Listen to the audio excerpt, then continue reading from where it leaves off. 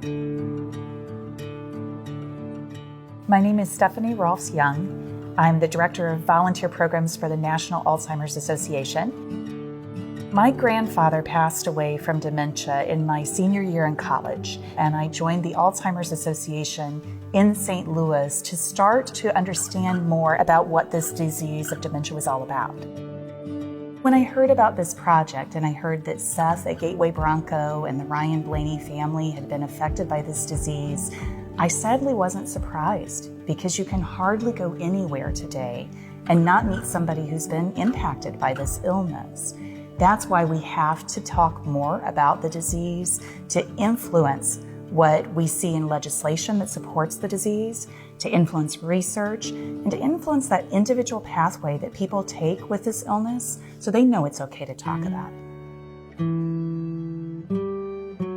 The Ryan Blaney Family Foundation, in pursuing this project, is really honoring Lou Blaney, a hardworking gentleman who put everything that he had into his family, and now his family has the opportunity to really recognize and honor this nostalgic and wonderful racer.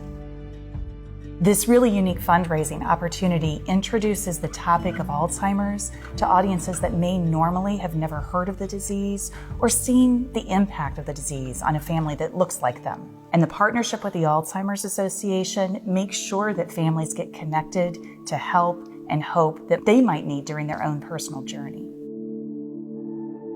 My husband is a car guy, and when he heard of this project, he was immediately excited. I think one of the things that he sees is that people don't talk enough about Alzheimer's. And he works in a shop full of middle-aged men who never talk about their circumstances personally, but this kind of thing changes the conversation. And he has even talked to his buddies in the shop about what this car means, what this cause means. That's a huge revelation. I am so grateful personally to Seth at Gateway Bronco for taking on this labor of love, and to the Ryan Blaney Family Foundation.